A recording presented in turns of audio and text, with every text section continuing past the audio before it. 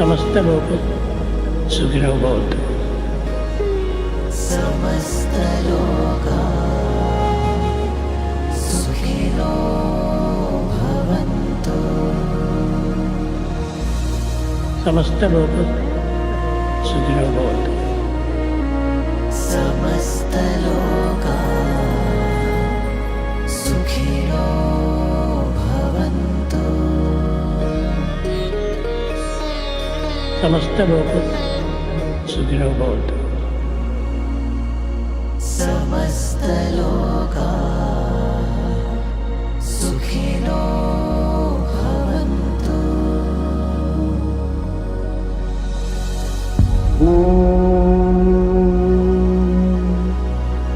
शांति शांति शांति।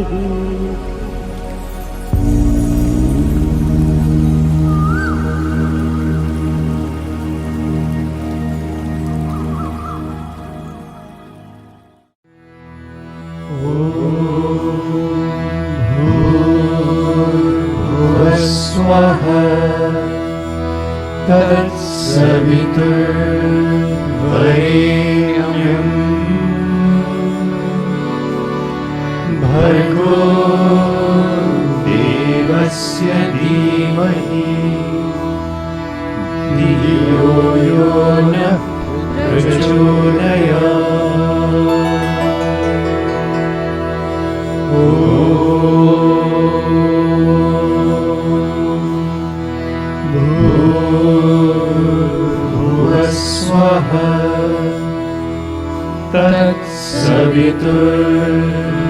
तत्सवितुर्वरेण्यं भर्गो देवस्य धीमहि धियो यो नः प्रचोदयात्।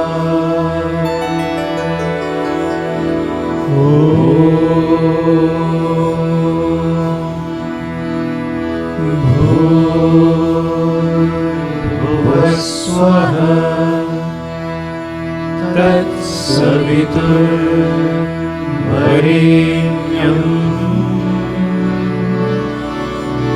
भर्गो देवस्य धीमहि धियो यो नः प्रचोदयात्।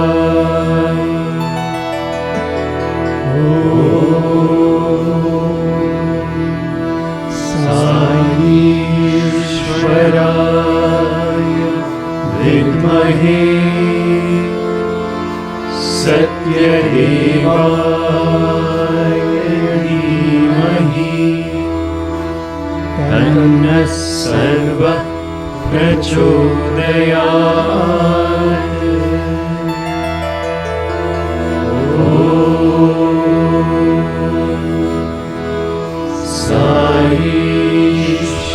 ईश्वराय विद्महे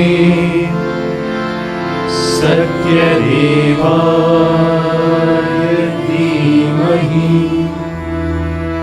तन्नः सर्वः प्रचोदयात्।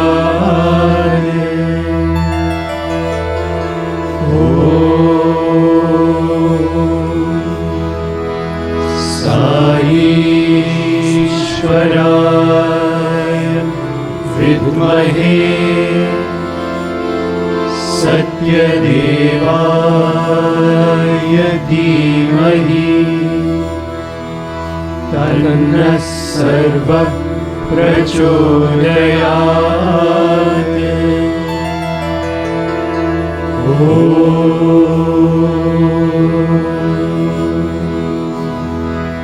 शान्ति शान्ति शान्तिः।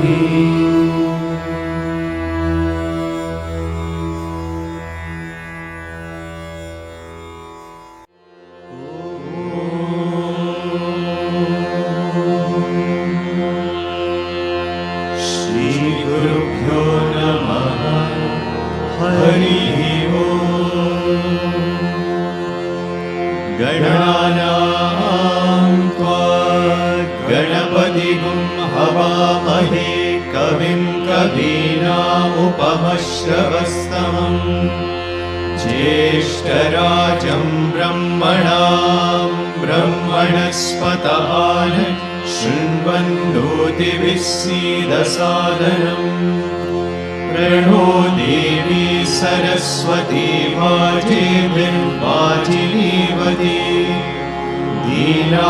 दीनामवित्रयवतु गणेशाय नमः सरस्वत्यै नमः श्रीगुरुभ्यो नमः हरिः ओम्। ॐ नमो भगवते रुद्राय ॐ नमस्ते रुद्रमन्यवमुतोर्दैशवे नमः नमस्ते अस्तु धन्वने बाहुभ्यामुदते नमः या तैषु शिवतमा शिवं बभूव ते तनुः शिवा शरव्याया तव तया नो रुद्रमृडया या ते रुद्रशिवा तनूरघोरा पापकाशिनी तया नस्तनुभाषन्तमया गिरिशं ताभिजागशीः यामिषुं गिरिशन्तहस्ते विभक्ष्यस्तवे शिवां गिरित्रतां कुरु माहि पुंसीं पुरुषं जगत् शिवेन वचसा वागिरिशाच्चावदामसि यदा नः सर्वमिज्जगदयक्ष्मगुं सुमना असत् अद्य वोचदति भक्ता प्रथमो नैव्योऽभिषत् अहीतुश्च सर्वान् जम्बयन् सर्वाश्च यातु नान्यः असौ यस्ताम्रो अरुण उत बभ्रुः सुमङ्गलः ये चेमागुं रुद्रा अवितो दिक्षु श्रुताः सहस्रशो वैशाखुं हेडयीमहे असौ योपसर्पति नीलग्रीवो विलोहितः उतैनं गोपा अदृशन्नदृशन्नुदहार्यः उतैनं विश्वा भूतानि स दृष्टो मृडयादिनः नमो अस्तु नीलग्रीवाय सहस्राक्षाय मीडुषे अतो ये अस्य सत्त्वानोऽहं तेभ्यो करन्नमः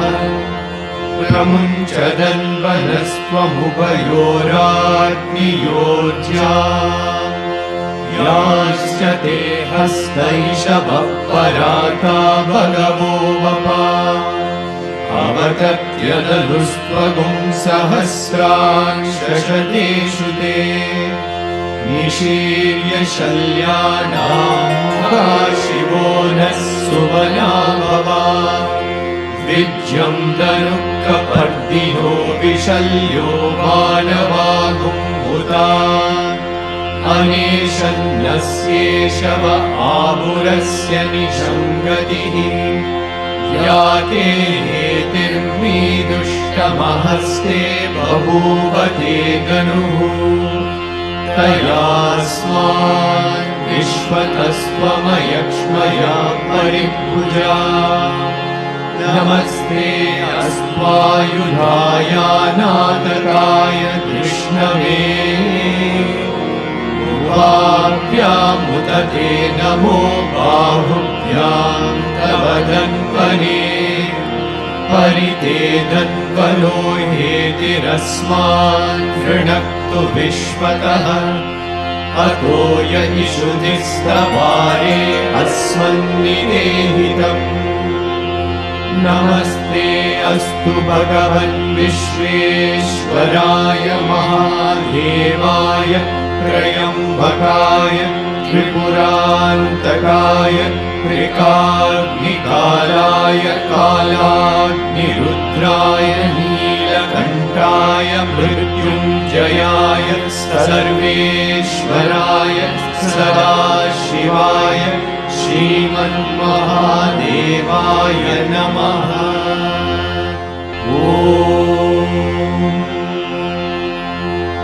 शान्ति शान्ति शान्तिः।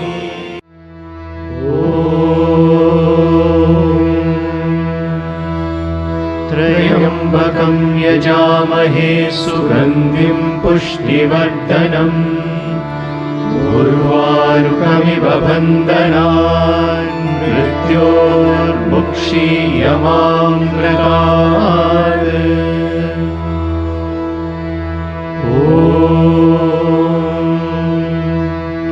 त्र्यम्बकं यजामहे सुगन्धिं पुष्टिवर्धनम् उर्वारुकमिव बन्धनान् मृत्योर्मुक्षीयमामृतात्।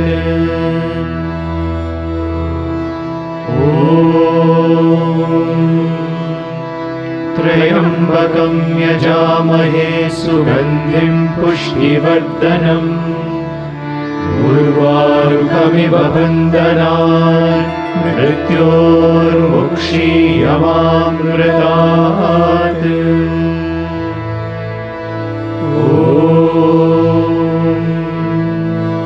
त्र्यम्बकं यजामहे सुगन्धिं पुष्टिवर्धनम् उर्वारुकमिव बन्धनान् मृत्योर्मुक्षीयमामृतात्।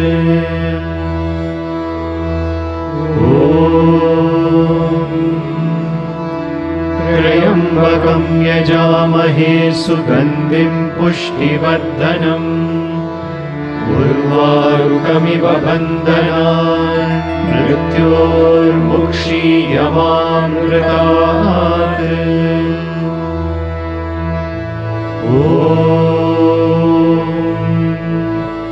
त्र्यम्बकं यजामहे सुगन्धिं पुष्टिवर्धनम् उर्वारुकमिव बन्धनान् मृत्योर्मुक्षीयमामृतात्।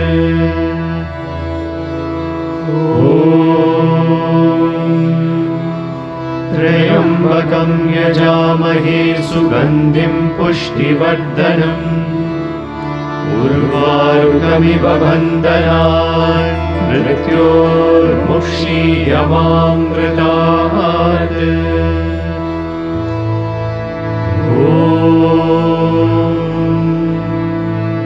त्र्यम्बकं यजामहे सुगन्धिं पुष्टिवर्धनम् उर्वारुकमिव बन्धनान् मृत्योर्मुक्षीयमामृतात्।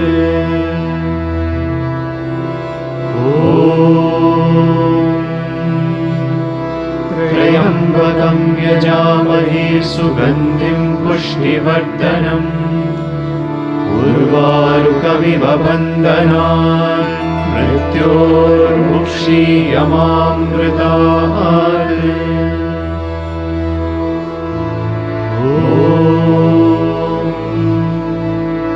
त्र्यम्बकं यजामहे सुगन्धिं पुष्टिवर्धनम् उर्वारुकमिव बन्धनान् मृत्योर्मुक्षीयमामृतात्।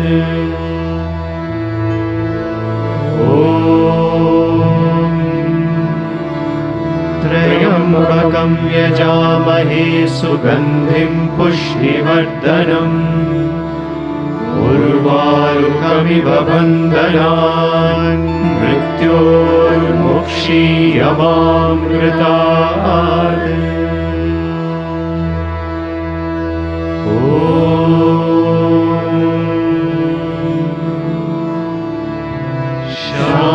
शान्ति शान्ति शान्तिः।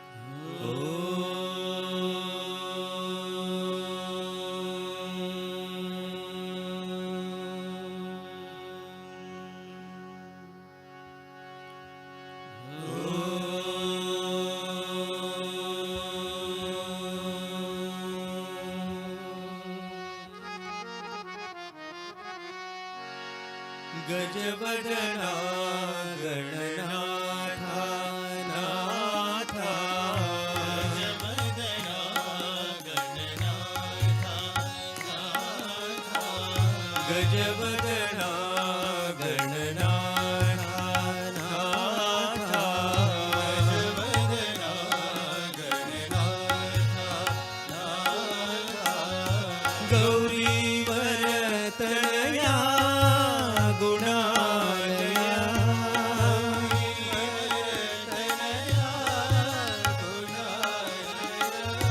गौरी वरतनया गुणालया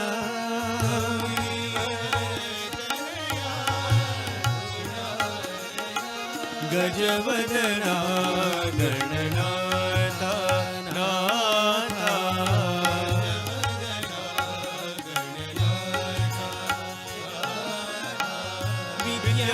विद्यादायक बुद्धिप्रदायक बुद्धिप्रदायक विद्यादायक बुद्धिप्रदायक बुद्धिप्रदायक सिद्धिविनायक हे शुभदायक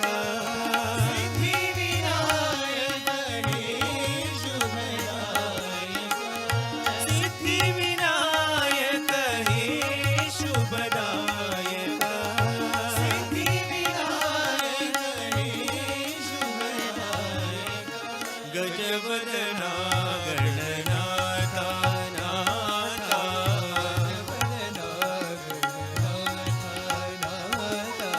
गौरी वरतनया गुणालया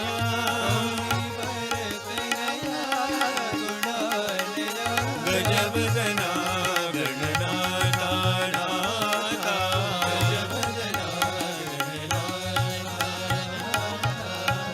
विद्यादायक बुद्धिप्रदायक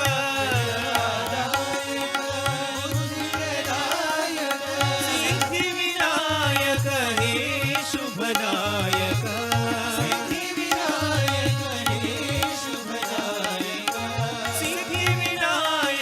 हे शुभदायक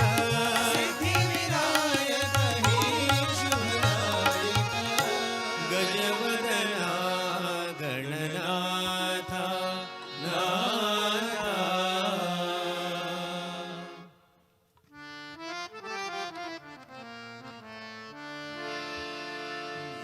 गुरुदेवा प्रियदेवा साई देवा दयाया गुरुदेवा प्रियदेवा साई देवा दयाया गुरुदेवा प्रियदेवा साई देवा दयाया गुरुदेवा प्रियदेवा साई देवा दयाया विभूति सुंदर शशांक शेखर विभूति सुंदर शशांक शेखर विभूति सुंदर शशांक शेखर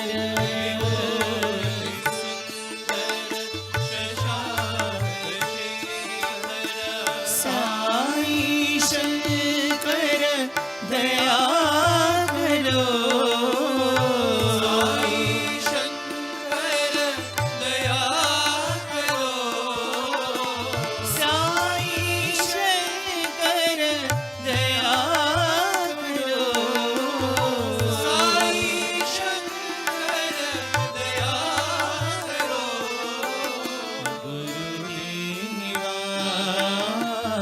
प्रियदेवा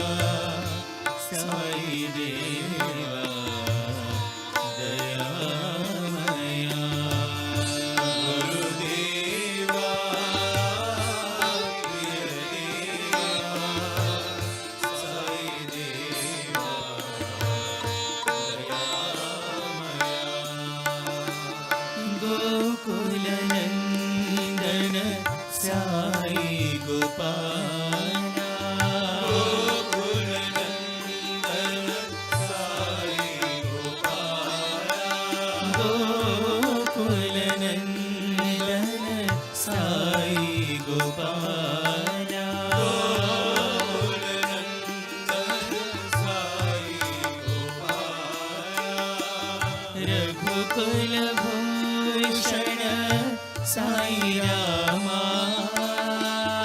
रघुकुल भूषण साई रामा रघुकुल भूषण साई रामा रघुकुल भूषण साई रामा देवदनातक दया करो देवदनातक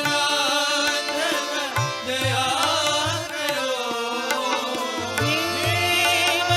देवदनातक दया करो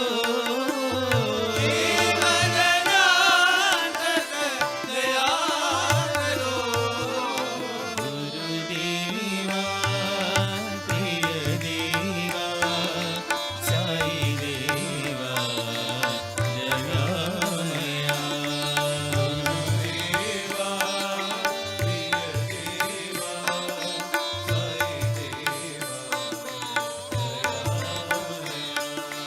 विभूति सुंदर शशांक शेखर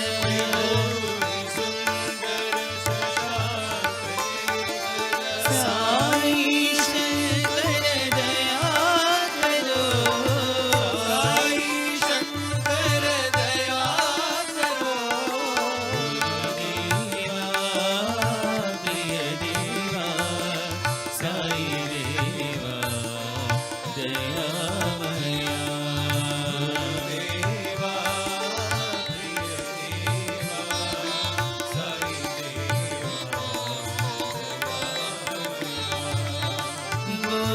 गोकुलनन्दन साई गोपाला गोकुलनन्दन साई गोपाला रघुकुल भूषण साई रामा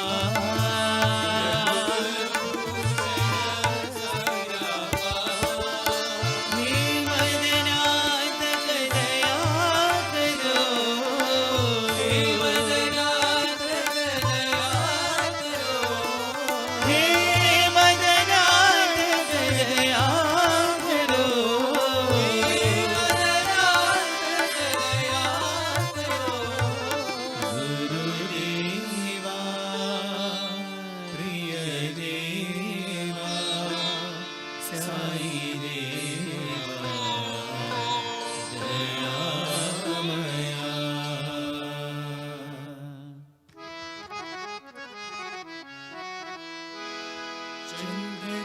चंद्रकलाधर सांब सदा शिव चंद्रकलाधर सांब सदा शिव चंद्रकलाधर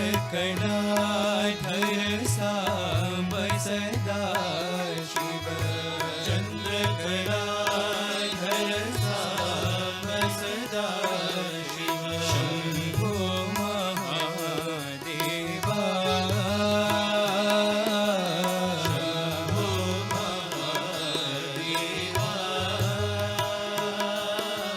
शंभो महादेवा शंभो महादेवा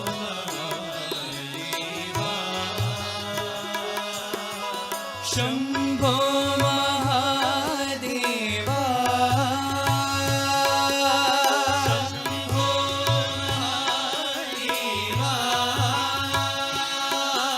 शंभो महादेवा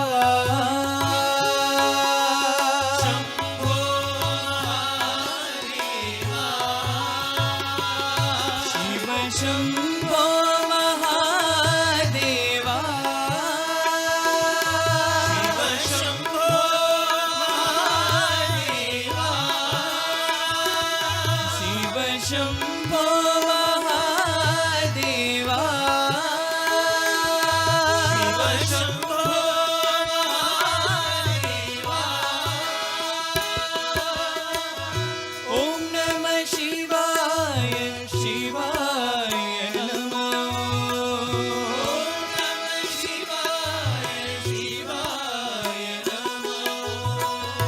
ॐ नमः शिवाय शिवाय नमः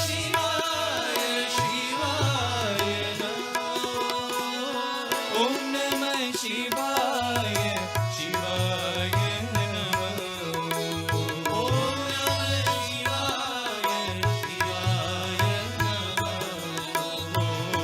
नमः शिवाय शिवाय नमः ॐ नमः शिवाय शिवाय नमः चन्द्रकलाधर सांब सदा शिव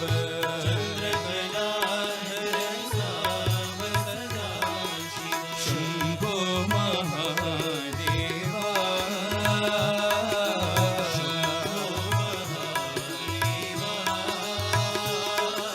शम्भो महादेवा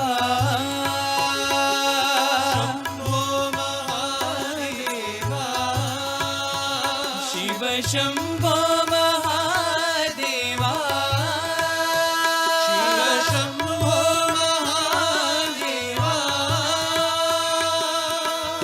ॐ नमः शिवाय शिवाय नमः ॐ नमः शिवाय शिवाय नमः ॐ नमः शिवाय शिवाय नमः ॐ नमः शिवाय शिवाय नमः ॐ नमः शिवाय शिवाय नमः ॐ नमः शिवाय शिवाय नमः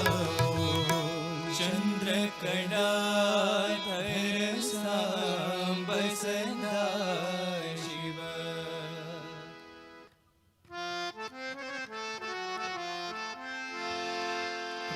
प्रणमामि श्री दुर्गे साई नारायणी प्रणमामि श्री दुर्गे साई नारायणी प्रणमामि श्री दुर्गे साई नारायणी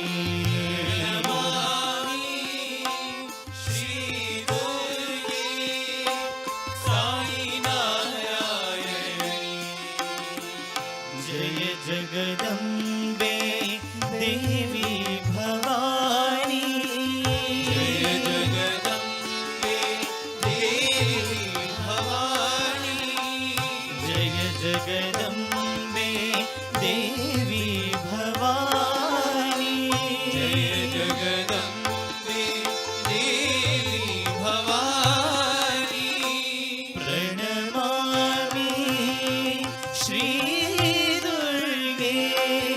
साई नारायणी प्रणमामि श्री दुर्गे साई नारायणी जय महिषासुर संहारिणी जय महिषासुर संहारिणी जय महिषासुर संहारिणी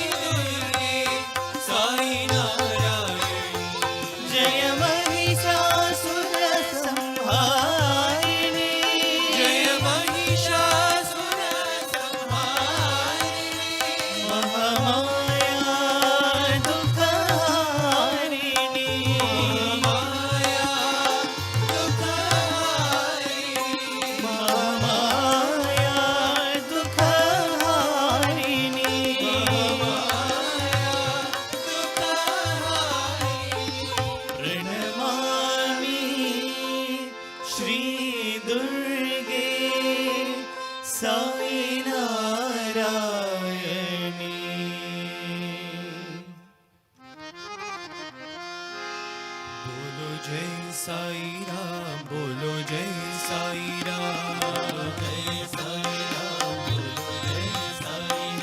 बोलो जय साई राम, बोलो जय साई राम, बोलो जय सत्य साई राम,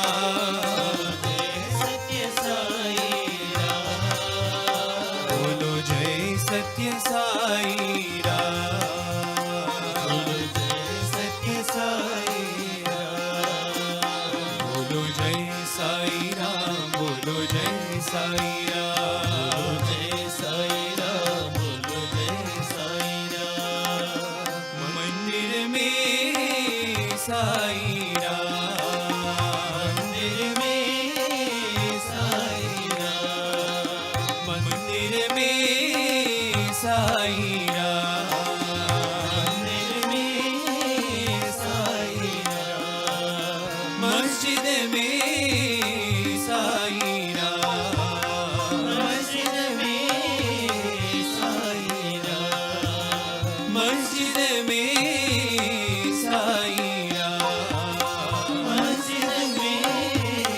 साई राम, गुरुद्वारे में साई राम, गुरुद्वारे में साई राम, गुरुद्वारे में साई राम, गुरुद्वारे में साई राम, गिरिजाघर में साई राम, गिरिजाघर में साई राम, गिरिजाघर में साई राम, गिरिजाघर में साई राम, बोलो जय सत्य साई राम, बोलो जय सत्य साई राम, बोलो जय सत्य साई राम,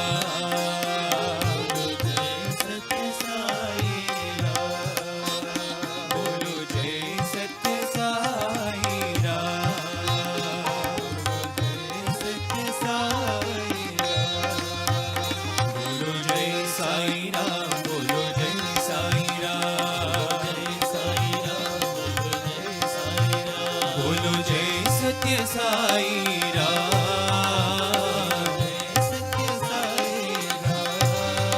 बोलो जय सत्य साई राम,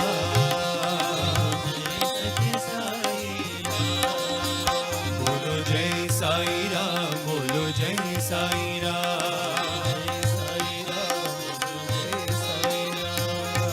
मंदिर में साई राम, मंदिर में साई राम, मस्जिद में साई राम, मस्जिद में साई राम, गुरुद्वारे में साई राम, गुरुद्वारे में साई राम, गिरजाघर में साई राम, गिरजाघर में साई राम, बोलो जय सत्य साई राम, बोलो जय सत्य साई राम, बोलो जय सत्य साई राम, बोलो जय सत्य साई राम, बोलो जय सत्य साई राम, बोलो जय साई राम, बोलो जय साई राम, बोलो जय साई राम, बोलो जय साई राम, बोलो जय साई राम, बोलो जय साई राम, बोलो जय साई राम, बोलो जय साई राम, बोलो जय साई राम, बोलो जय साई राम, बोलो जय साई राम, बोलो जय साई राम, बोलो जय साई राम, बोलो जय साई राम, बोलो जय साई राम, बोलो जय साई राम, बोलो जय साई राम, बोलो जय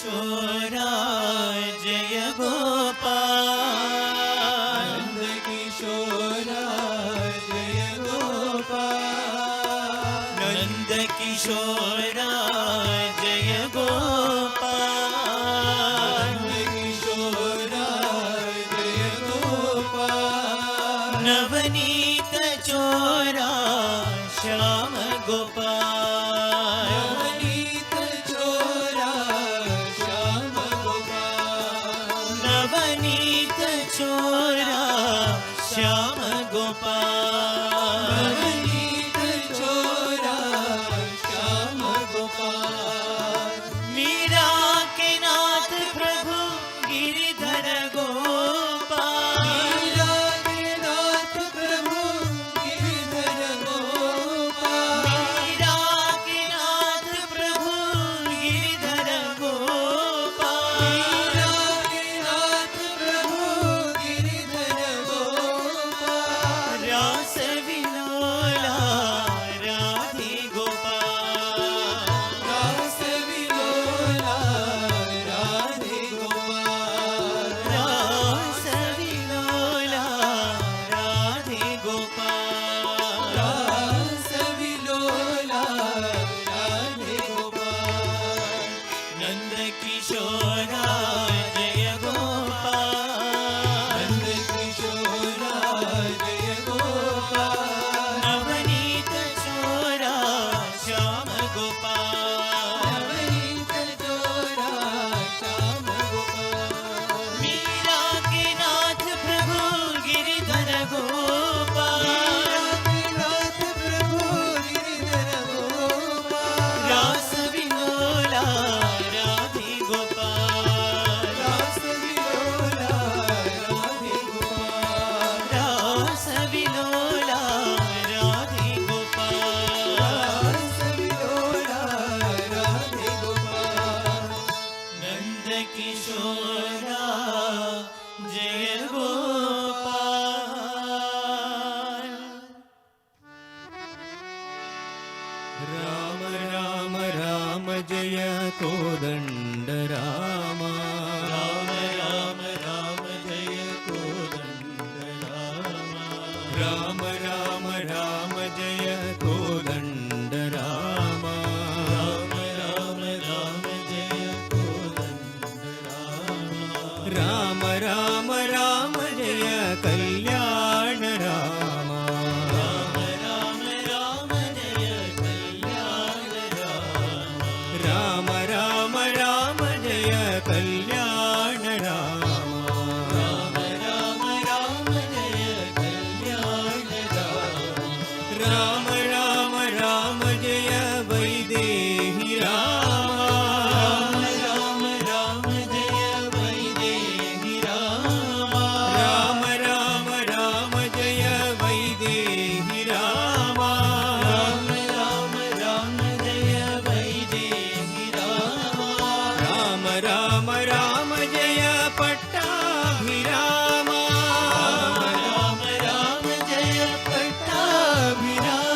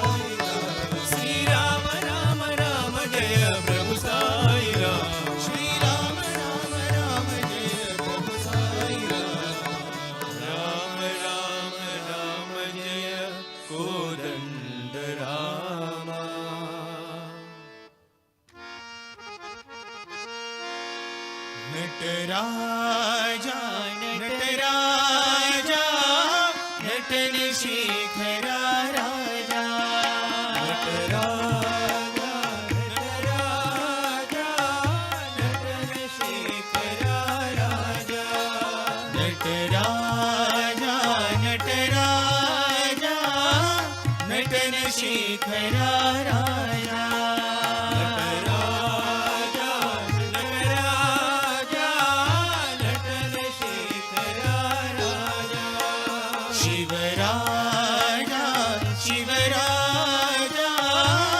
नटन शेखरा राजा शिवराजा नटन शेखरा राजा शिव शिव नमो हर हर नमो शिव शिव नमो हर हर नमो शिव शिव नमो हर हर नमो शिव शिव नमो हर हर नमो शंकर शिव नटराजा शंकर शिव नटराजा शंकर शिव नटराजा शंकर शिव नटराजा नटराजा नटराजा नटन शेखरा राजा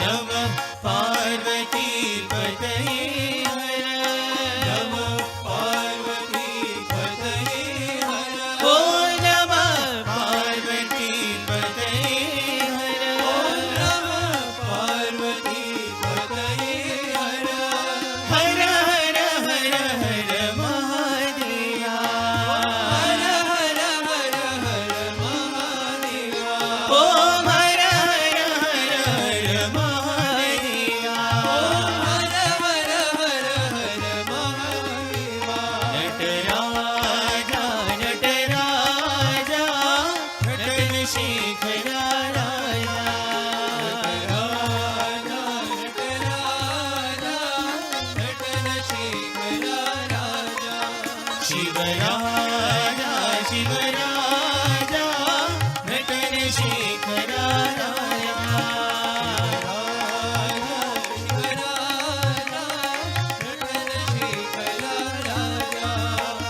शिव शिव नमो हर हर नमो शिव शिव नमो हर हर नमो शंकर शिव नटराजा शंकर शिव नटराजा नटराजा नटराजा नटन शेखरा राजा नटराजा नटन शेखरा राजा नमः पार्वती पतये हर नमः पार्वती पतये हर ओम हर हर हर हर महादेवा ओम हर हर हर हर महादेवा ओम हर हर हर हर महादेवा ओम हर हर हर हर महादेवा नटराजा नटन शेखरा राजा नारायण हरि नारायण हरि नारायण वेद पारायण नारायण हरि नारायण हरि नारायण वेद पारायण नारायण हरि नारायण हरि नारायण वेद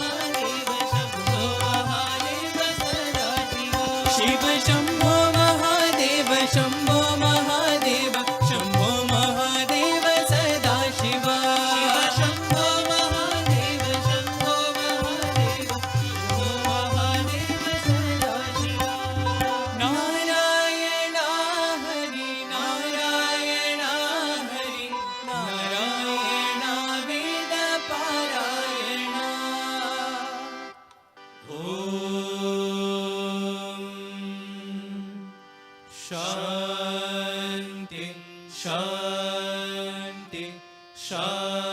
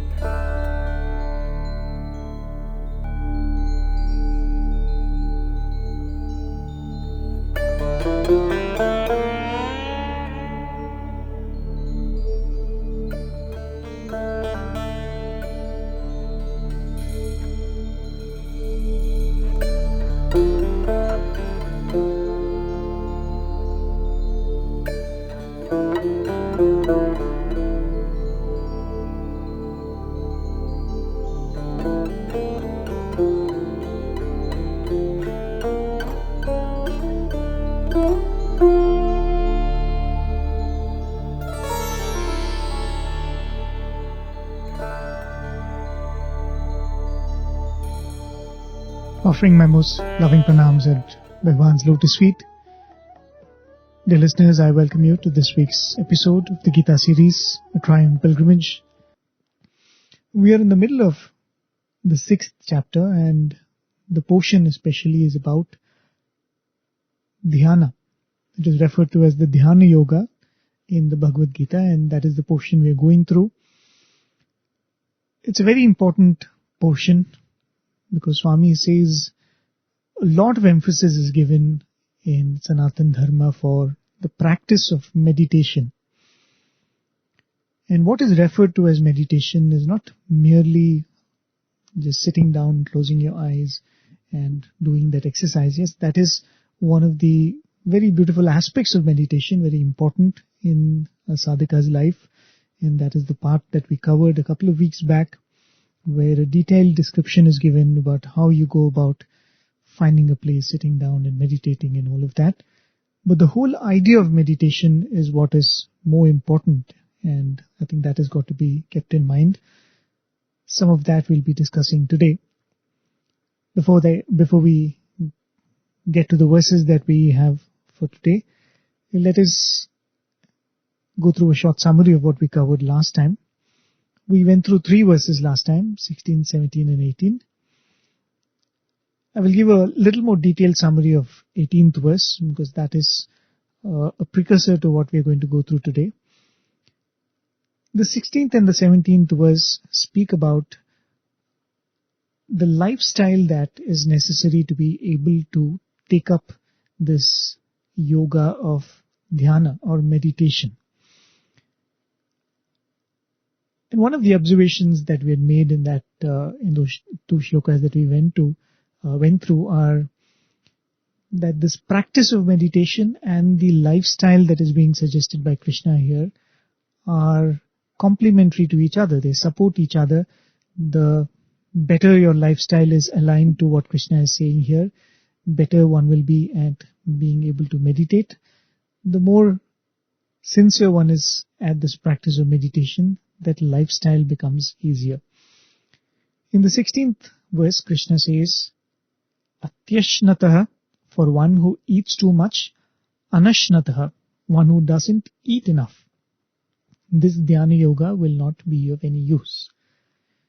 Then again he goes on to say, Atiswapnashilasya jagrato, one who sleeps too much and one who is awake all the time or is awake more than the necessary number of hours or doesn't give enough sleep to the body. Even for these 2 extremes of people, yoga is not available or yoga is not useful to those people. Because later in the next verse he says that if you follow this lifestyle and then you practice meditation, then it acts as a means by which sorrow can be mitigated.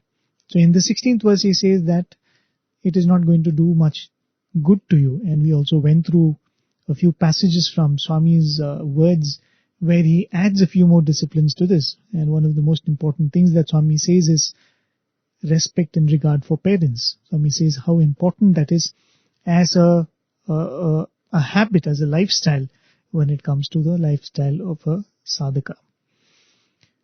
The whole idea is that a sadhaka must lead a life of balance, right? We often get carried away by things that we read in books. There was this yogi who never slept for so many years. There was this sadhu who never sat down. He never ate. And we think that that is what is true sadhana. And if I have to become spiritual, that is what I must do. And this is the misconception that we have. This is not to take away the greatness of some of these sadhus and yogis. Probably they've got there, and these are expressions of their achievements. But these are not pathways for a sadhaka. Right? That is the point, I think, which is very beautifully driven in this portion. So what is required is a life of balance. A spiritual life is always a balanced life.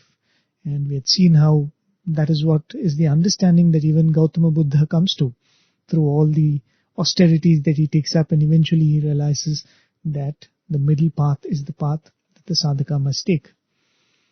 In the next shloka, the 17th shloka, Krishna uses the word yukta very beautifully to convey a dual meaning, because yukta means one who is balanced, and it also means one who is focused on the spiritual goal. So by doing that, Krishna clearly conveys that there must be a balance, but the focus should also be on the right goals, on spiritual goals. Because you could lead a life of balance if you're a fitness freak, or if you're very, very obsessed with what you eat and how you lead your life, or you're in a very disciplined job like you're in the military or something. Probably even then you would be following all of these lifestyles that Krishna is speaking about. But only a lifestyle doesn't make a sadhaka. The focus on the goal is also important. Only the focus on the goal does not make a sadhaka. The discipline also is very important. The discipline of ahara and vihara is what Krishna is saying here. Apart from talking about sleeping and eating and other practices that one has, having balance in that, Krishna also adds in the 17th verse, he says, Yukta cheshtasya karmasu. There must be moderation in efforts and the dispensation of duties as well. And this is a very interesting point that he's made, and we, of course, spent a little time discussing about this. The summary of that is, no single pursuit or no single role that we play in our life must completely define who we are. I think that is the idea that is being conveyed. If we do that, one can end up skewing one's life's journey in that manner. If I give too much importance to the role I play in my profession, or too much role I play as a parent, that can become a hurdle in itself. And I think that is what Krishna is saying here. Yes, our actions are defined by our duties, and especially the immediate needs around us. But when the purpose of life is always remembered, the mind always has that at the back of the mind, then there will automatically be moderation in all our pursuits and all our dutiful actions. I think that is the point that is being made in that shloka. Now let's come to the 18th verse. From the 18th verse, Krishna begins to shift the focus from dhyana to the person who has achieved the goal of dhyana. Right? Till now he's been speaking about meditation, but now he starts speaking about what happens when you meditated, you mastered the sadhana of meditation, what happens to that person. Because after speaking about the disciplines related to dhyana, specific to the practice itself, and then in general the lifestyle that must go with it, Krishna now mentions in this shloka, the 18th shloka, or rather beginning from this shloka, what happens to such a sadhaka. If it has to be expressed simply, what happens to the person who has meditated like that and who has found success in the process? The distinction between the state of the mind while one is meditating and the other times, that distinction vanishes. I think this is the point I had made last time also. So before we head to the portion that follows, because Krishna is going to start speaking more about the ultimate state and what happens to this person who has reached that, we should go through what true meditation is. Because till now, when we say that Krishna spoke about dhyana, he was speaking about the practice of meditation. But true meditation is slightly different. It's got to be looked at in a little different way, because that is what will make sense in the other shlokas. Swami says that meditation is not merely thinking in a focused manner about something. It is not merely having focus on a certain object or a form or a name. Very clearly, Swami states there are 3 stages in meditation: concentration, contemplation, and what is true meditation.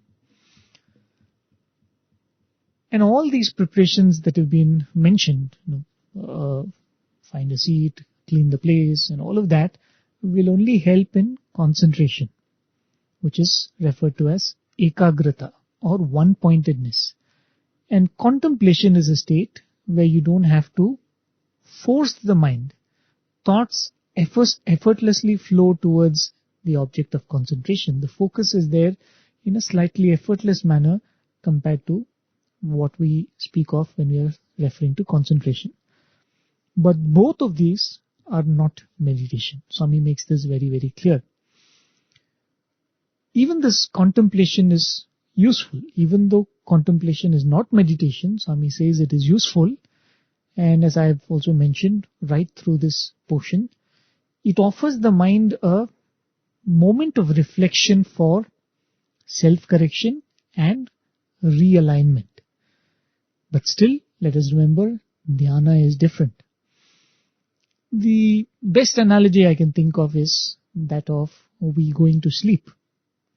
At night, when I say that I'm going to sleep, if I'm going to tell my family I'm going to sleep now, from the moment I'm switching off the lights, I lie on my bed, I close my eyes.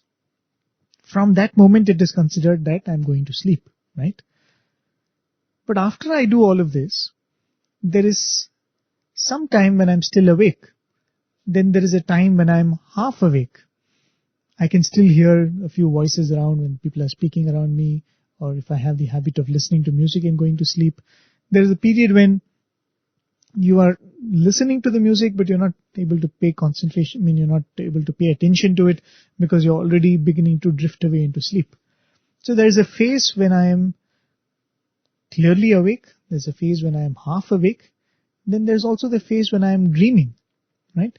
But real sleep is what we define as deep sleep, when I am completely lost to whatever is happening around the world. As Swami says, the mind is completely withdrawn from the body and the senses, and it goes into the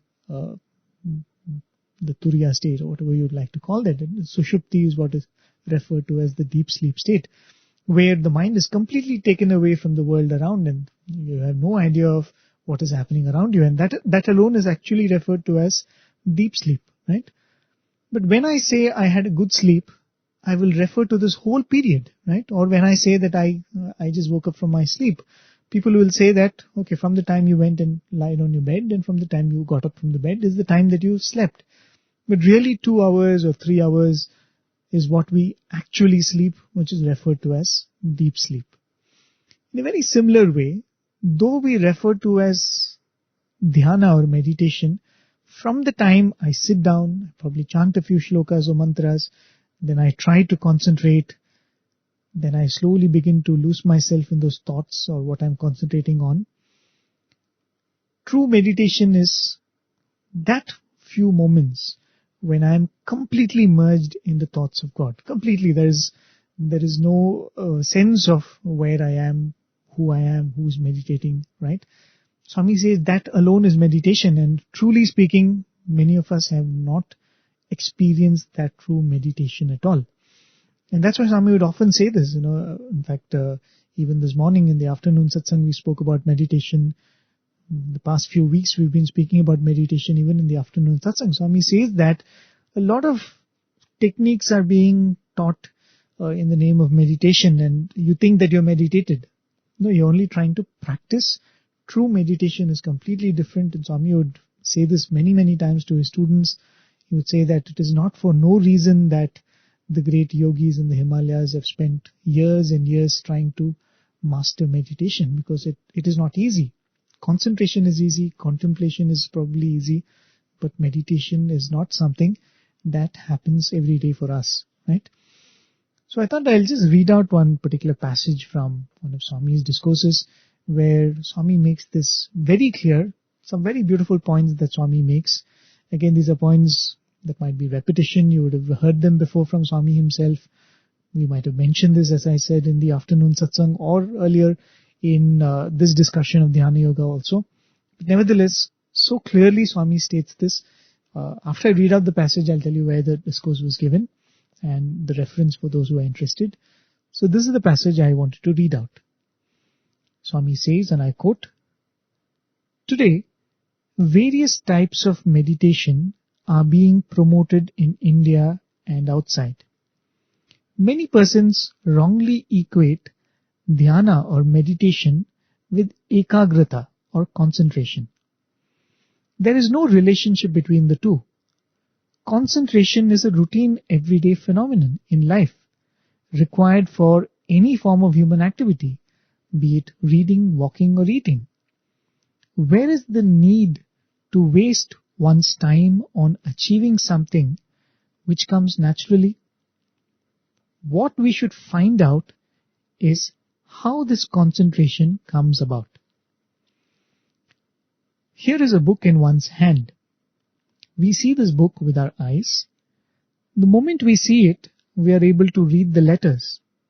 As soon as the letters are read, the intellect tries to understand the meaning and ruminate on it in the memory. The hand holding the book is a limb of the body. The eyes that see it are a sense organ. The intellect that understands and the memory that ruminates, I think when Swami says memory, the word is chitta. The buddhi that understands and the chitta that ruminates are equally sense organs.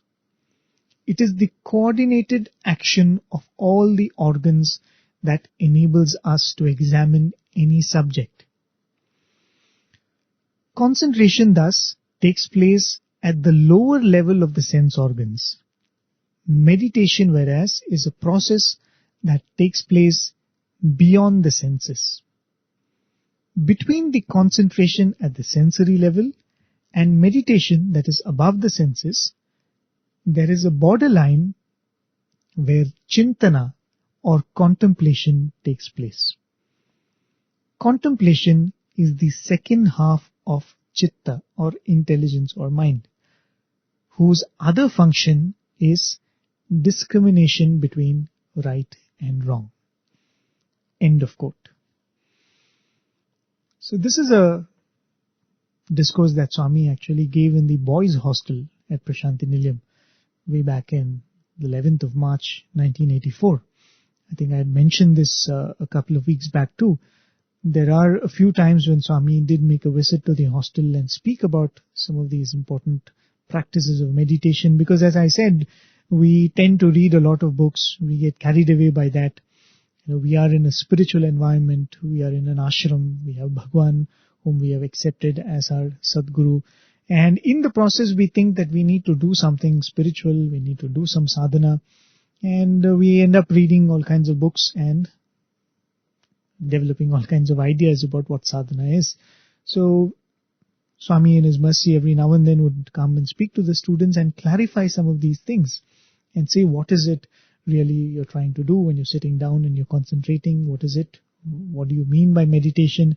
And all of these things Swami would say. So this is one of those discourses that Swami delivered in the 11th of March 1984. A lot of important points made there, and I should say there are many discourses where Swami would have made some of these same points.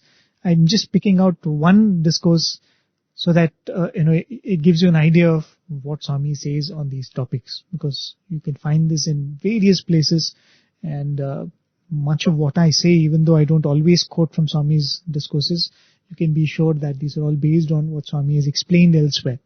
Much of it at least, right?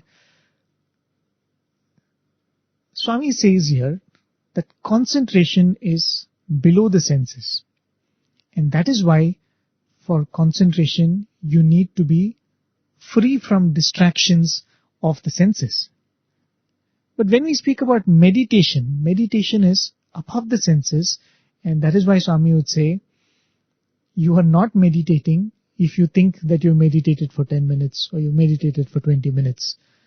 If you really meditate, you will be lost to the world around you and you will not be aware, or you will not be able to keep track of time.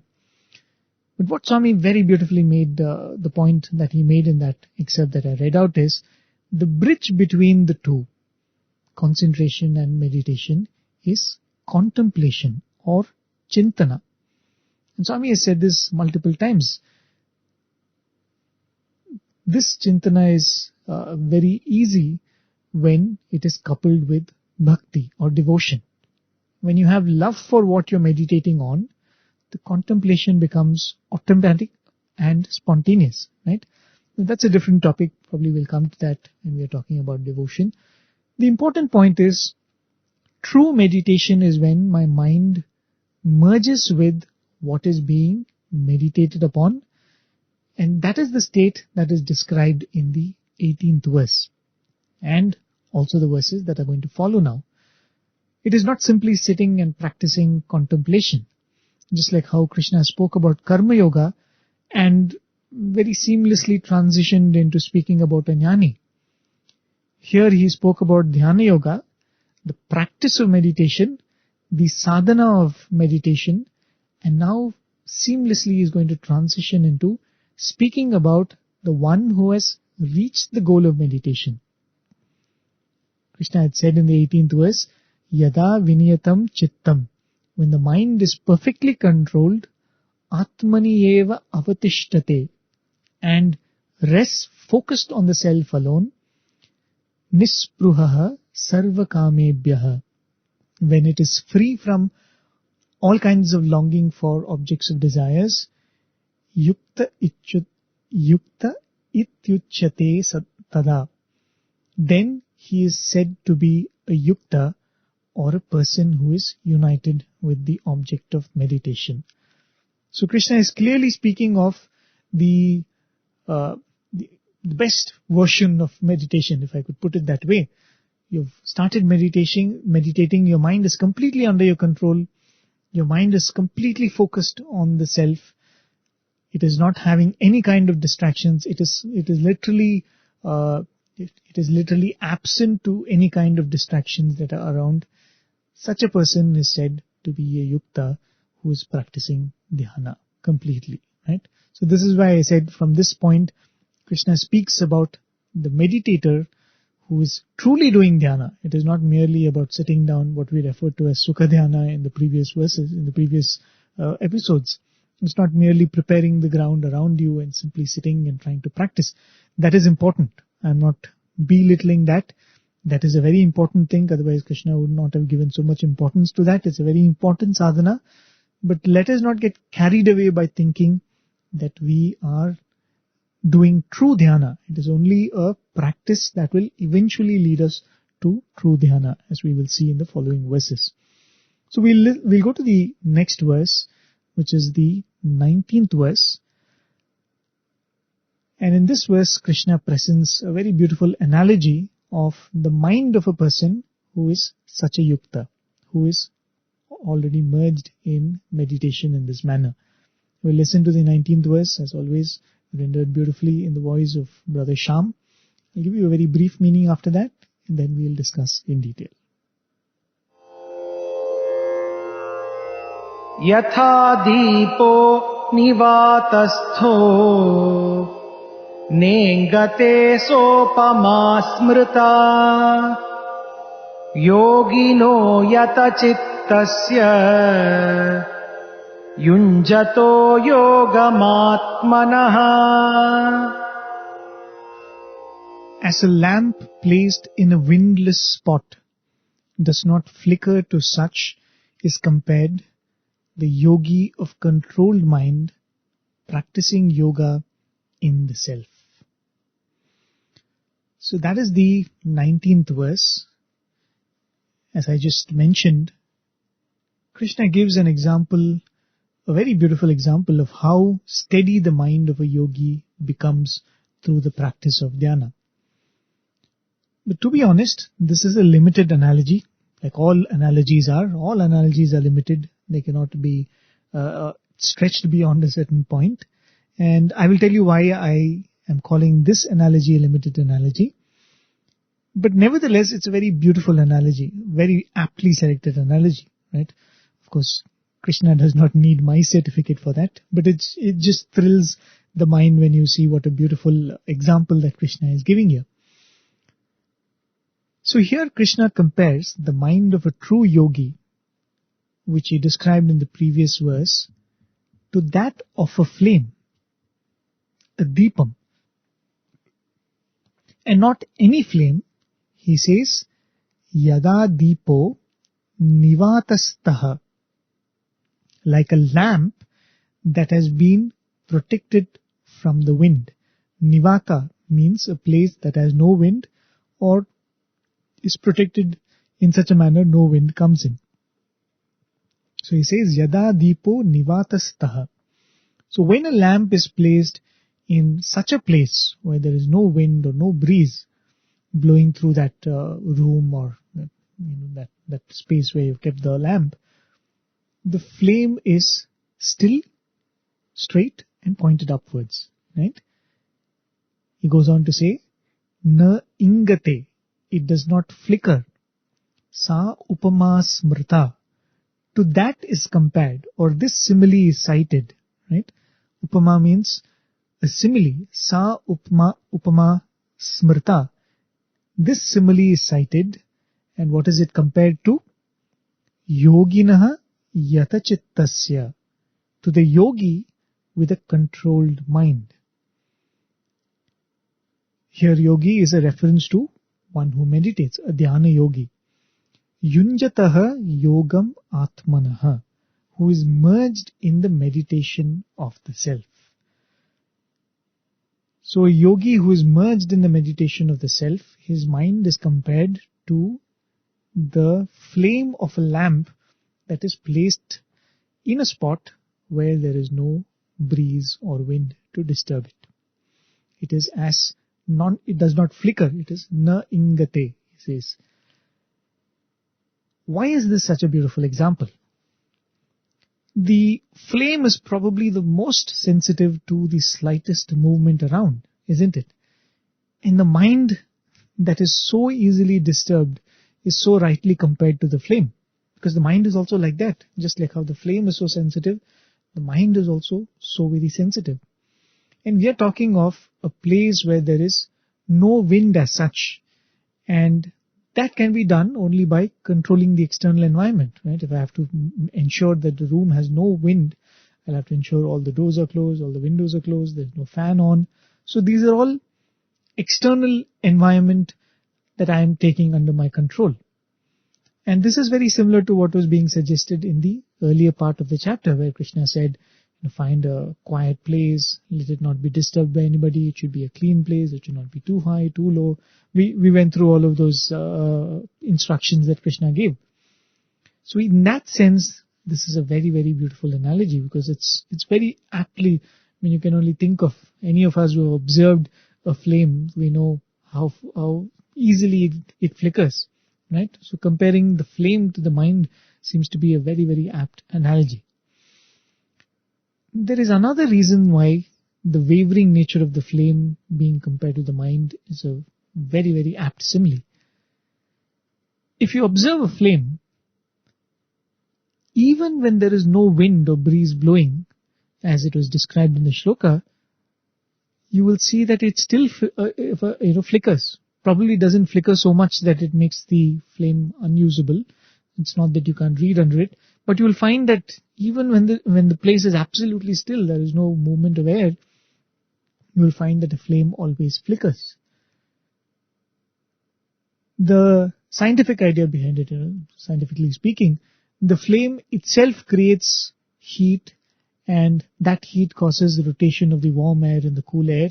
So even if there is no breeze around, the flame causes its own undulation of air which makes it flicker.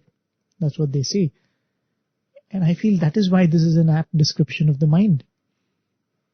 Especially a mind at the time of meditation. Because where all external movement has been controlled, even then the mind will not be stable because it will create its own disturbance. That's what happens to us when we are trying to meditate, isn't it? And that is also why this is not probably an absolute example, or this is a limited analogy, as I said.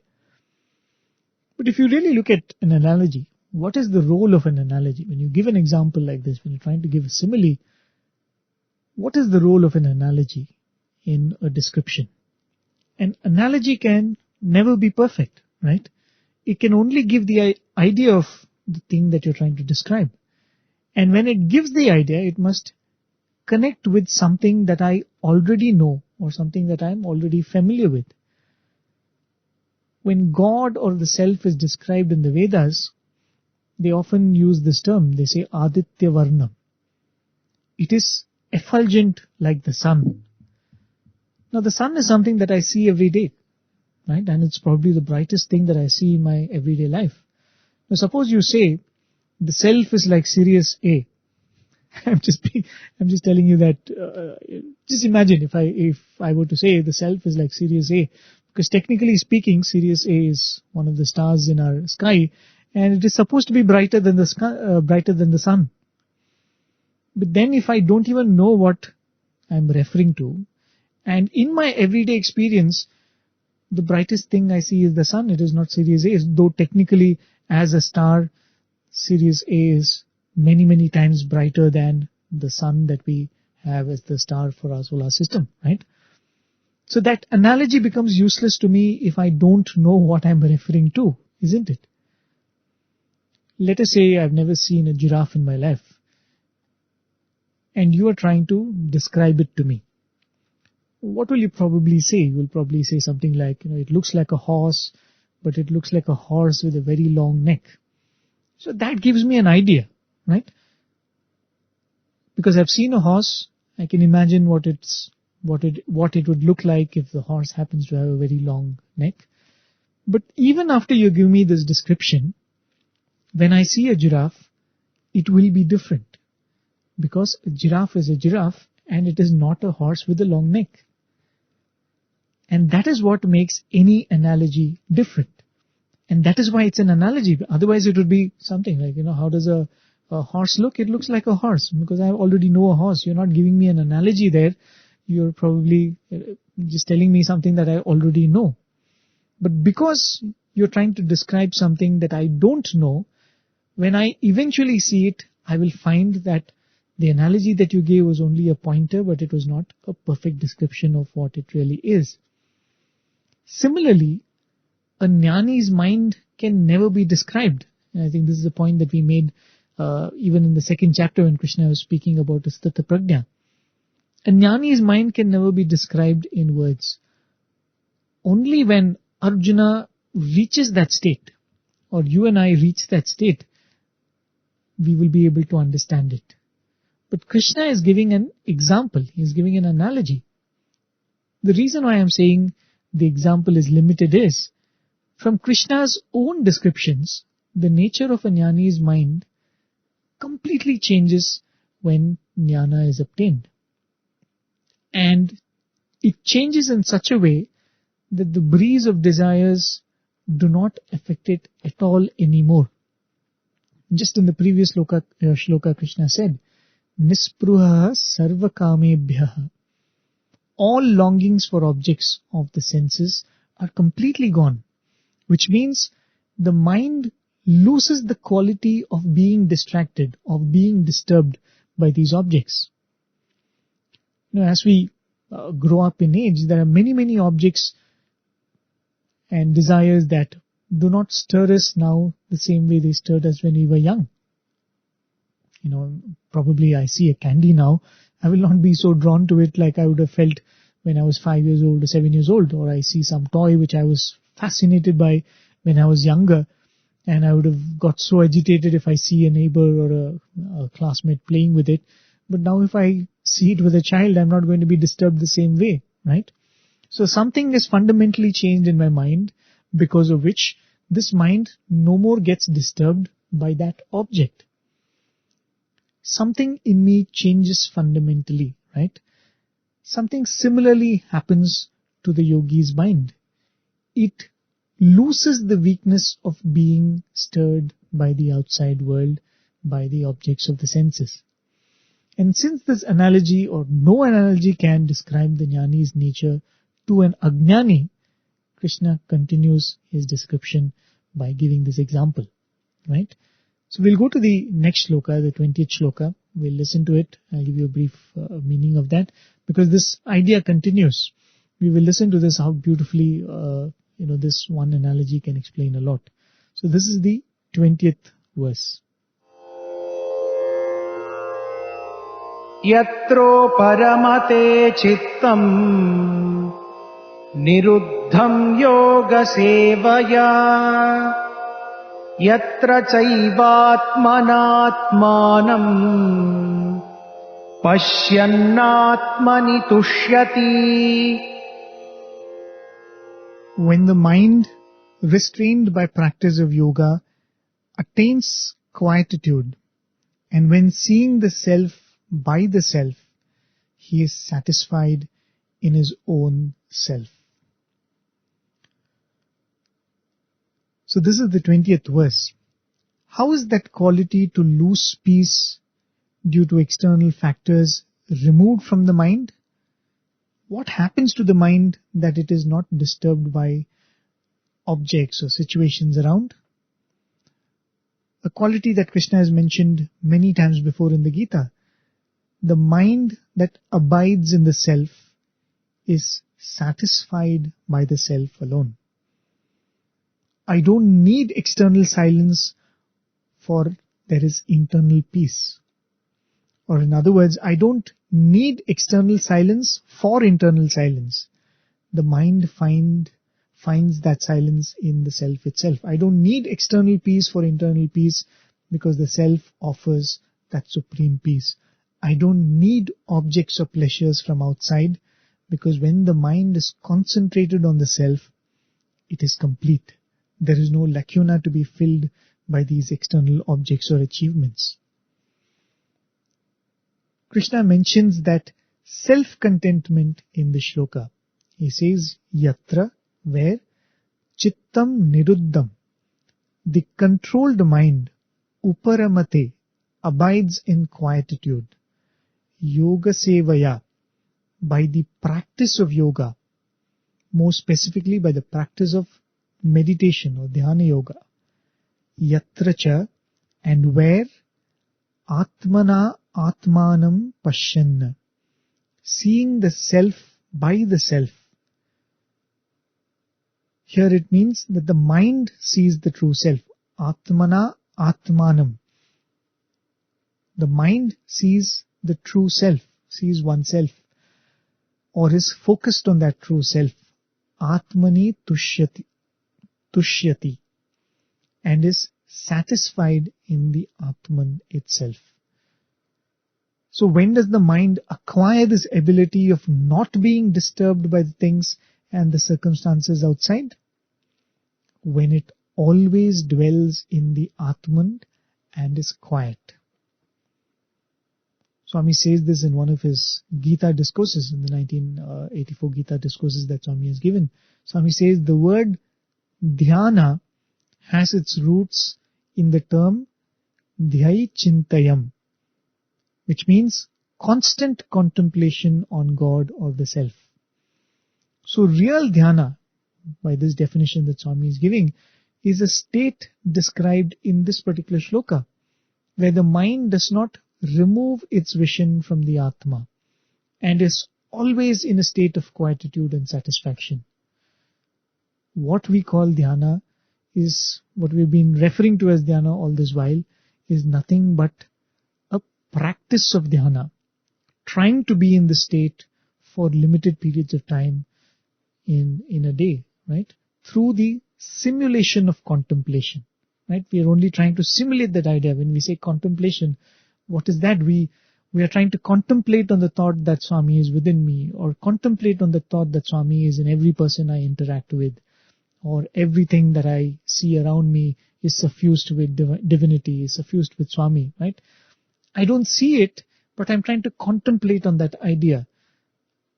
And that eventually, you kind of sense that that fills you with a lot of peace. We spoke about that, I think, a couple of weeks back and all of that. But this is only the contemplation. This is still not dhyana, right? Dhyana is what Krishna is referring to in the shloka, where the mind is completely only focused on the self. Atmani atmanam pashyan. It always is seeing only the self. What that means is, we'll come to in the next shloka. It is completely satisfied with the self, and there is no distraction, right? So in that way, the mind loses this ability to be distracted. The nature of the mind changes in such a manner that it cannot be distracted anymore, right? It cannot be distracted by what is outside. It cannot be distracted by what is within also. We'll quickly go to the next shloka because it is pretty much connected to the shloka, and we'll discuss a little more on the 20th shloka and the 21st shloka together. So this is the 21st shloka. सुखमात्यन्तिकं यत्तद् बुद्धिग्राह्यमतीन्द्रियम् वेत्ति यत्र न चैवायम् स्थितश्चलति तत्त्वतः. When one experiences the absolute bliss, which can be intuited by the intellect, and which is beyond the senses, and being established thus, this person surely does not swerve from reality. In the previous shloka, Krishna said, Atmana Atmanam Pashyan, the self seeing the self. Now this seeing is not done through the eyes. We are referring to seeing in contemplation, right? Where the senses are completely withdrawn, the eyes are closed, and it is seeing through the mind. And what is it to see through the mind? It means to comprehend. It means to contemplate. When I see an object through my eyes, I only see it, right? It's a very physical process. There's a scientific way of explaining it. Light from that object reflects into my retina. It triggers my optical nerve. It's a very physical process. But I will be able to recognize it. This mere seeing becomes knowing or perception when I am able to recognize it only when my mind sees it. Many scholars and commentators who speak about the scriptures explain it in this way. If there is an object in front of me, say a pen, I see it with my eyes, but I see it in my mind only when I have the buddhi or intellect associated with that particular object. I must know a pen before to be able to see a pen. Let me give you an example. If you tell me to look for an object in a room, you've given me this task of finding this particular object. You tell me the name of the object and you tell me you look for this object in this room. I can very sincerely search for it an entire day, but I will not be able to find it if I don't know that object that you are referring to. Isn't it? If you tell me something, let's say you come and tell me, look for a compass in this room, and I don't know what a compass is. I've never seen a compass before. I don't have any knowledge about it. Even if I see it, even if my eyes see it, I will not be able to see it with my mind. I will not be able to recognize it with my mind. Right? So I do not have the compass buddhi in my mind. Literally, that's how it is spoken of by the scholars. I should have the compass buddhi or the vritti, the thought which is associated with the object in my mind. So seeing is always related to some form of knowing. Now when it comes to the self or God, there is no prior knowledge of God. I have not seen God before, right? There are only upamanas or analogies and similes that the scriptures give me or the Guru gives us, right? And what we do is we contemplate on these. When Swami gives an analogy, the self is like the ocean, you are the wave, the self is like the ocean, or the divinity is like the electricity that enlightens the bulb, or something like that. These are all analogies, upamanas, right? And we kind of try to contemplate on them. So how does this contemplation help in one reaching the state that is described in the shloka? Krishna says in the shloka, he says, Sukham Anyantikam. Sukham Atyantikam. That's the phrase that Krishna uses. Sukham Atyantikam. Infinite bliss. Yat tat. That which buddhi grahyam can be grasped by the buddhi or intuited by the buddhi. Buddhi grahyam. Atindriyam.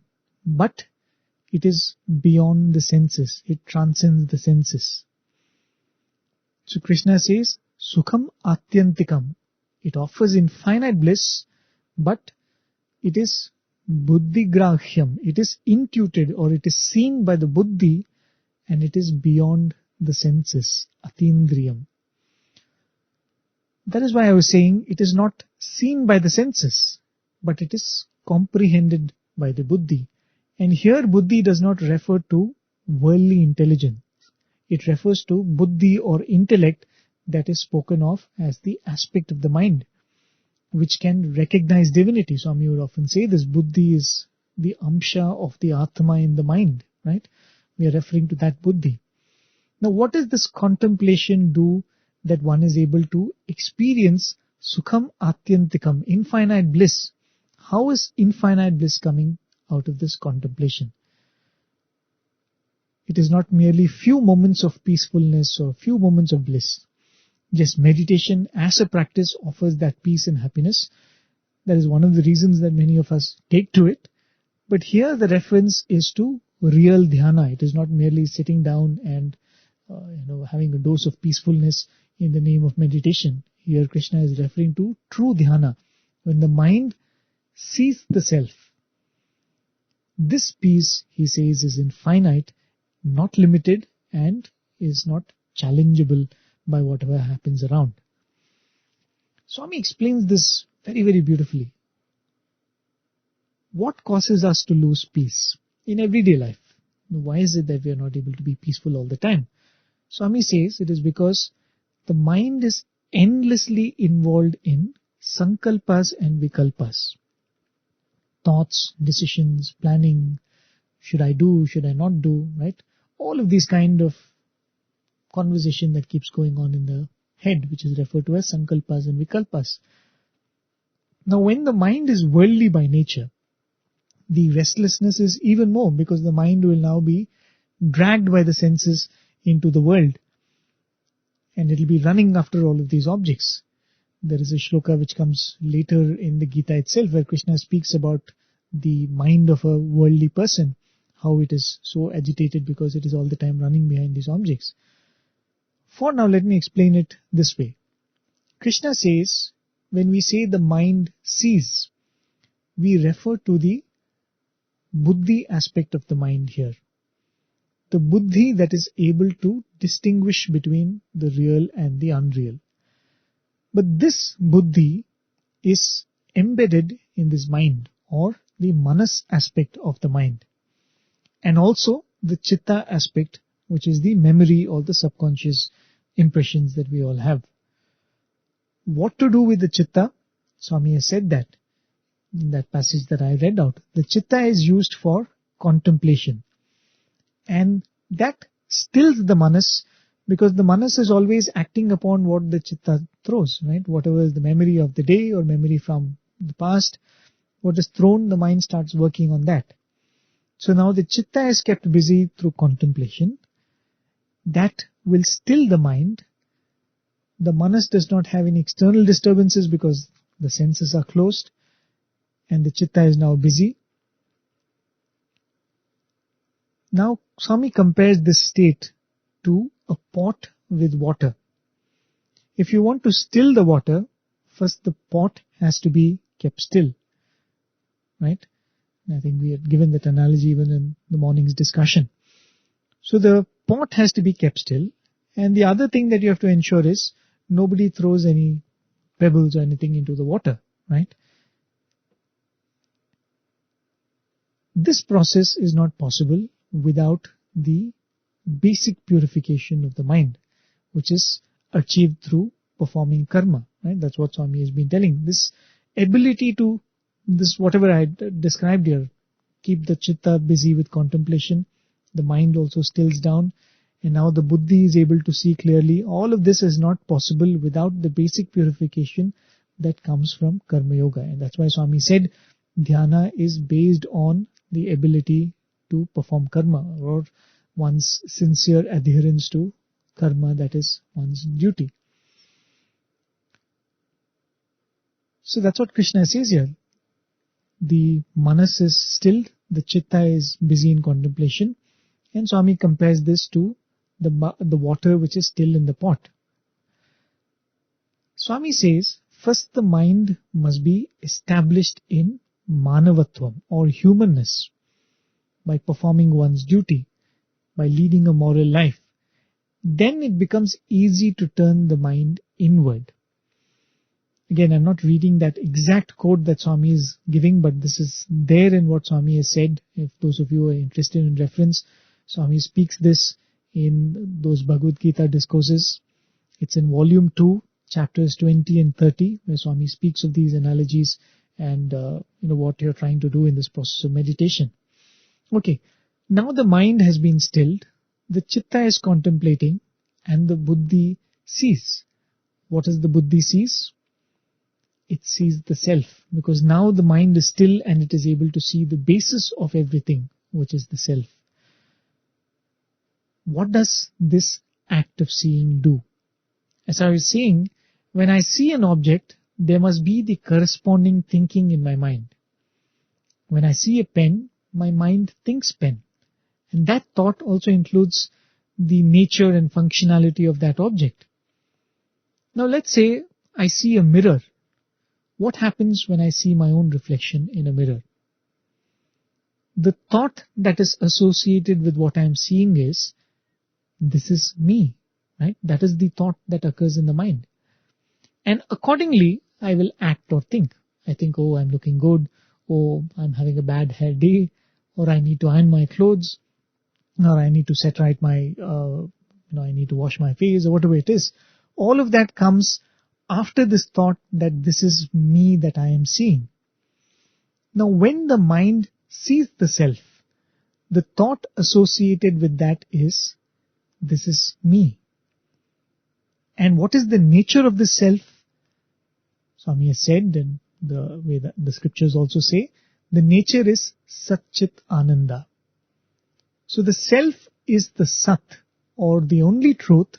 It is the Chit, the consciousness that gives anything existence, and it is Ananda, the source of all bliss. So when Krishna says, Atmana Atmanam Pashyanna, the mind sees the Atman in this way. It sees it as truth, as the source of all existence and joy. And this is who we really are. And once this vision of oneself is had, how can I go back to thinking that I need this, I should attain this to be happy, or I am inadequate in this manner? Right?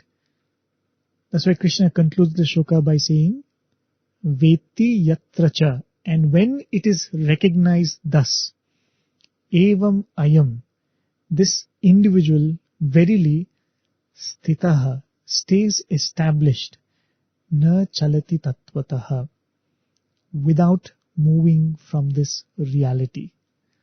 So once this vision of tattva has been had, one has the vision of oneself, and after that, nothing can make me believe that I am not Satchitananda, because I've seen it. I've seen myself as being Sat Chit Ananda.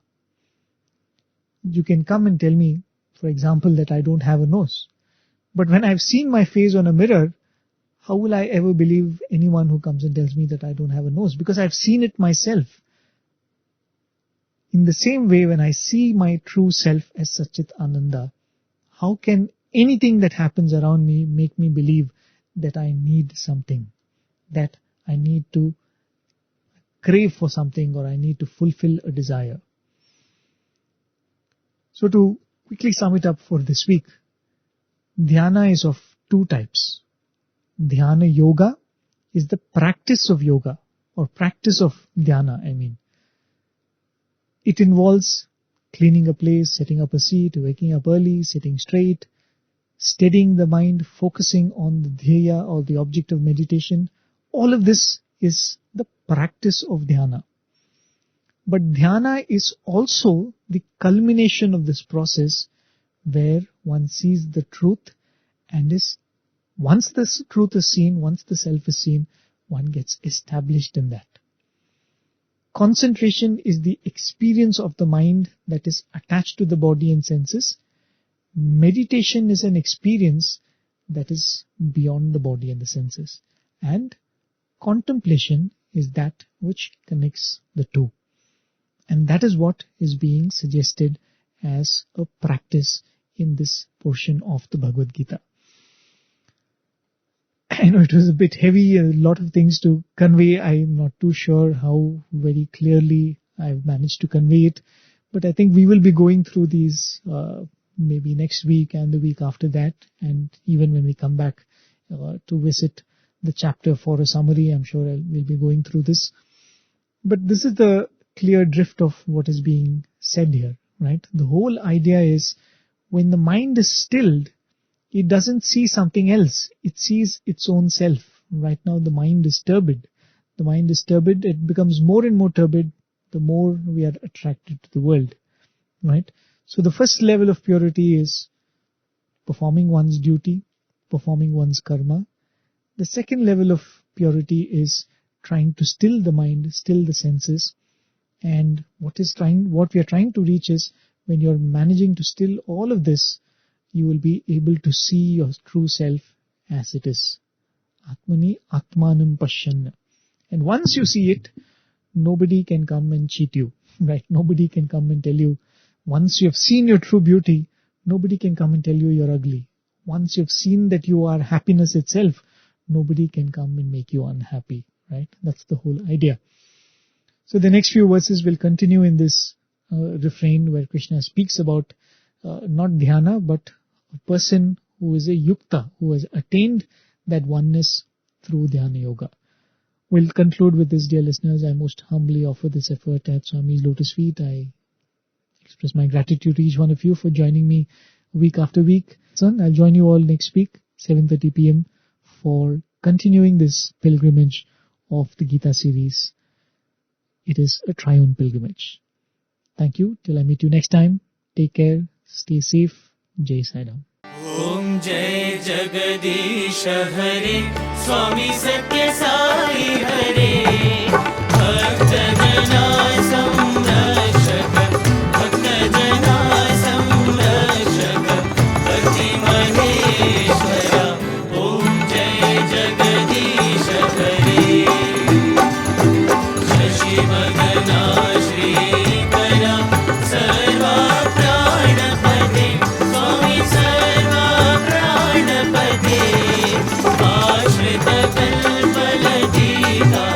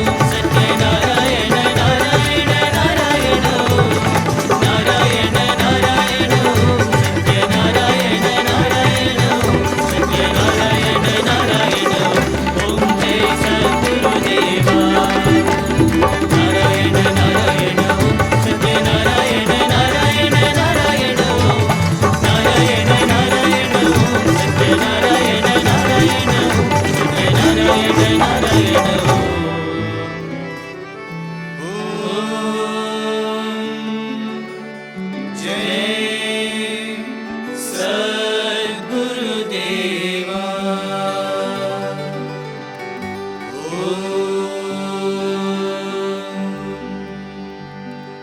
शांति शांति शांति। समस्त लोका सुखिनो भवन्तु। समस्त लोका सुखिनो भवन्तु। समस्त लोका सुखिनो भवन्तु।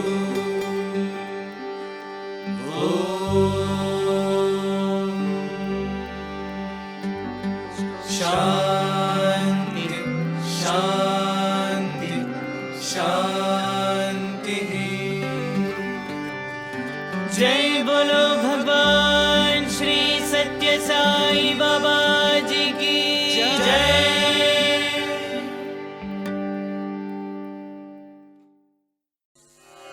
ॐ साईश्वराय विद्महे सत्यदेवाय धीमहि तन्नः सर्वप्रचोदयात्। ॐ साईश्वराय विद्महे सत्यदेवाय धीमहि तन्नः सर्वप्रचोदयात्। ॐ साईश्वराय विद्महे सत्यदेवाय धीमहि तन्नः सर्वप्रचोदयात्। ॐ साईश्वराय विद्महे सत्यदेवाय धीमहि तन्नः सर्वप्रचोदयात्। ॐ साईश्वराय विद्महे सत्यदेवाय धीमहि तन्नः सर्वप्रचोदयात्। ॐ साईश्वराय विद्महे सत्यदेवाय धीमहि तन्नः सर्वप्रचोदयात्। ॐ साईश्वराय विद्महे सत्यदेवाय धीमहि तन्नः सर्वप्रचोदयात्। ॐ साईश्वराय विद्महे सत्यदेवाय धीमहि तन्नः सर्वप्रचोदयात्। ॐ साईश्वराय विद्महे सत्यदेवाय धीमहि तन्नः सर्वप्रचोदयात्। ॐ